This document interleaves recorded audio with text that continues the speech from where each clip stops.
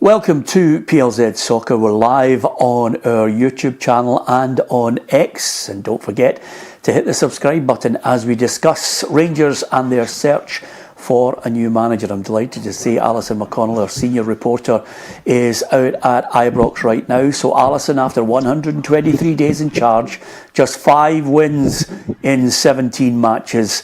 That lonely figure of Russell Martin being escorted to a car outside the Falkirk Stadium really was the death knell in his managerial range. The shortest reign of a manager in Rangers history. He had to go, and now the search is for the new man. Yeah, indeed. I don't think there was anyone too surprised last night. I think the minute that equalising goal went in yesterday afternoon, I think you knew that finally the writing had to be on the wall. I think there has been an inevitability about this dismissal. I think it's hung over Rangers across the last few weeks. In fact, I think maybe you could go back to even that first league game of the season at Firth Park when Russell Martin came out and criticised the players so early on in his regime, and I think from there on in it never quite recovered. I think when you get to the point where there are protests outside the stadium, protests inside the ground, I think people making their feelings very clear towards the manager and towards the club's hierarchy, and results just not following, then I think this was a day that was always going to come, and I don't think anyone would have been surprised last night when news emerged that the club had taken the decision to sack the manager. No surprise, Ali, and of course he didn't start in the best of circumstances, because quite simply he was working from a negative situation immediately, because I don't think too many Rangers fans were too enamoured by his appointment in the first place, which wasn't great. And then from there he's going to have to try and convince them that he was the real deal. He couldn't do that in many of the press conferences and the post-match anyway. He started to say things about the team that none of the fans could see. When you look at a manager's position, you analyse the way the team was playing, whether there was a style, whether there was a team fighting for the manager and they were heading in the right direction. None of that was available to any of the Rangers fans to see, Ali.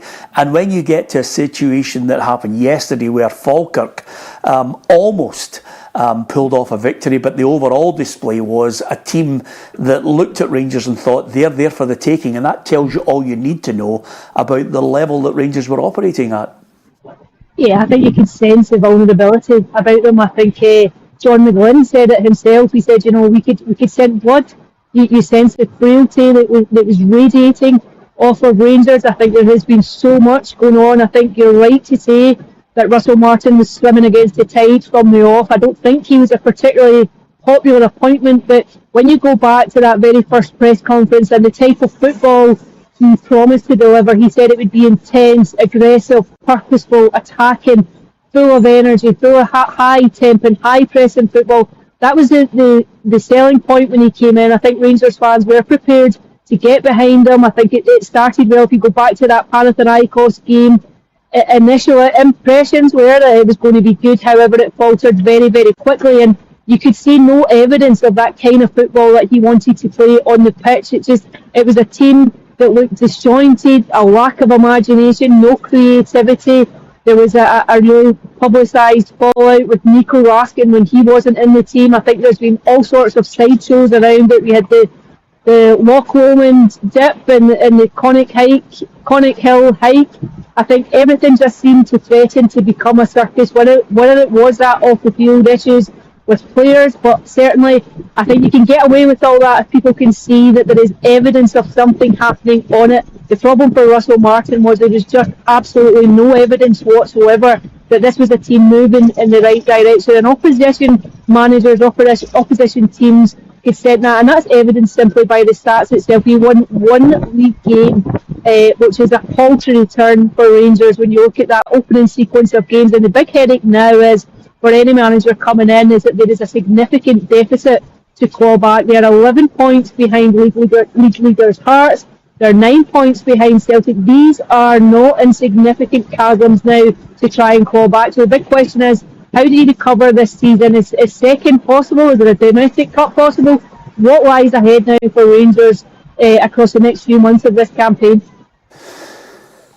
Ali, we're going to talk about who possibly could succeed him, but while you were talking there, you'll never believe it, a hearse came behind you with a Union Jack draped over it, and I just wondered if they'd eventually got Russell Martin out of the building quickly. That was one of those YouTube moments that I'll never be able to replicate in a million years. But you quickly mentioned there the actual form of them: Panathinaikos, Pilsen, Alloa, Hibs, Livingston. That was the only 5 teams that they managed to beat. Now, a lot of us were looking at the situation where Hearts defeated Rangers at IBROX. Rangers were hammered 9-1 in aggregate by Bruges.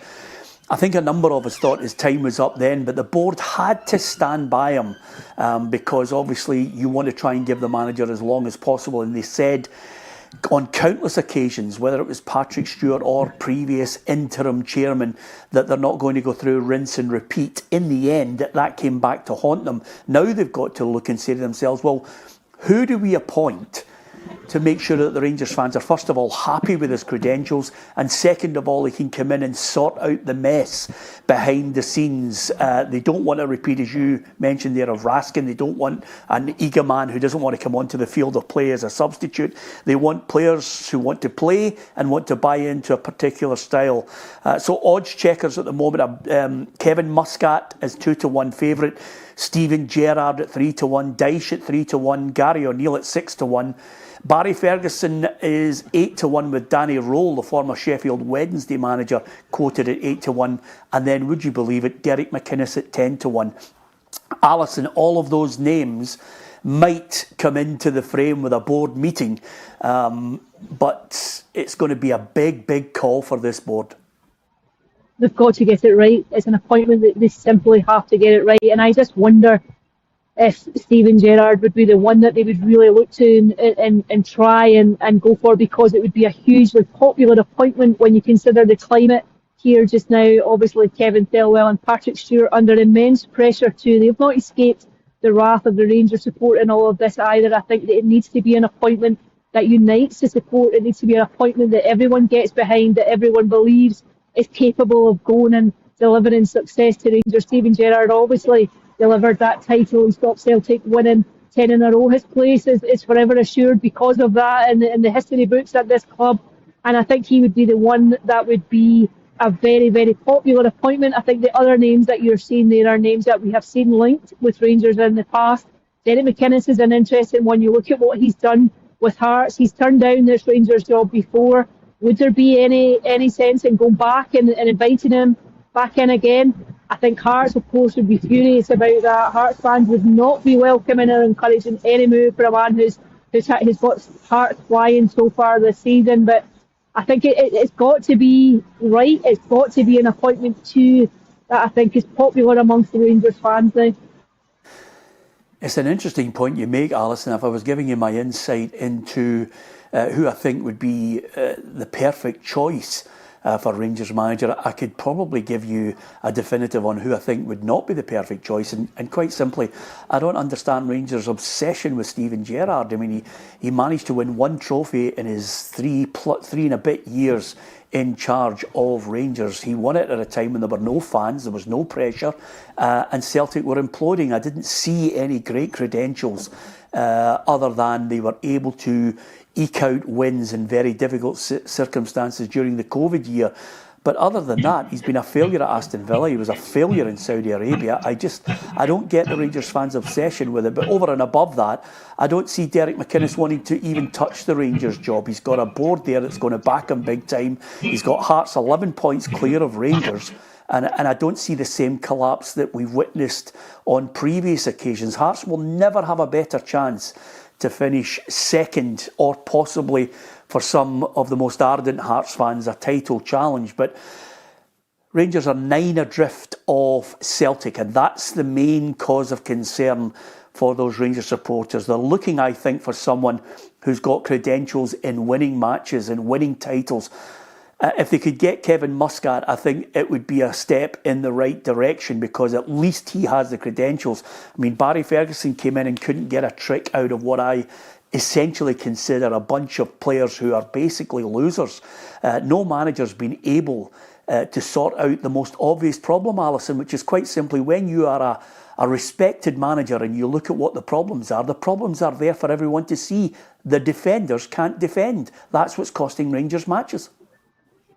Yeah, I think there's a soft centre there, but I think, well, that's obviously fundamental to this season. I think there's also been a lack of creativity. I think they've missed Cyril Dessers. I think they've lost players. They spent a lot of money, of course, over the course of this summer. And recruitment, there are big questions over whether or not that money has been well spent. I don't think you've seen a good return. I don't think you've seen a solid return. And in terms of the points you made there about managers, I just wonder, a couple of points about the last couple of weeks when it's been so toxic, you wonder what impression that gives to any prospective managers coming in about the mess of the club, about the magnitude of the job that's got to be done, and about the distance that's got to be clawed back. I wonder if Sean Dyche might be a realistic appointment for Rangers, possibly the antithesis of a Russell Martin appointment. I think certainly, though, it's one that they've got to get right. They've spent a lot of money. It'll cost them a lot of money now to replace the manager. They cannot possibly countenance not finishing at least second this season. Can't argue with you on those points. Again, I'm not sure whether Sean Dyche's style of football would be what Rangers are looking for. But listen, thankfully, Alison, you and I are not making the decision on who's going to become the next Rangers manager. That's a board with Patrick Stewart also in the firing line, Kevin Thelwell certainly in the firing line, and a recruitment team now that are being closely watched. When you sign a player for over £8 million in Chermiti and he hasn't scored goals of note in a long time, then questions will undoubtedly be asked about the board as well. There's lots of problems there, but first and foremost, the one to sort out is the manager. And Rangers fans out there, who do you think should be the next Rangers manager? Put your answer in the comments section below. And don't forget, on the football show tonight, Alec Ray, who was also part of a Rangers management team that didn't quite work out with Philip Clement, they got rid of him as well. And remember, they got rid of Giovanni Van Bronckhorst. He'd won a Scottish Cup and got them to a European final. But it wasn't good enough because, as you know, second is nowhere in Glasgow. Second to Celtic, not winning titles is just not good enough. That's what the Rangers fans crave. So, who should be the next manager of Rangers? We want to hear from you. We'll get Alec Ray's thoughts on the football show tonight. It's live at 4, but you can watch it at your leisure right across PLZ Soccer, the YouTube channel, and we'll be putting out clips all across the afternoon on our social media channels. Alison McConnell will be out there at IBROX interviewing fans and giving us an insight into the latest developments, and you can watch it all on PLZ Soccer. Don't forget to hit the subscribe button on our channel. Thanks to Alison at IBROX, and from myself, Peter Martin,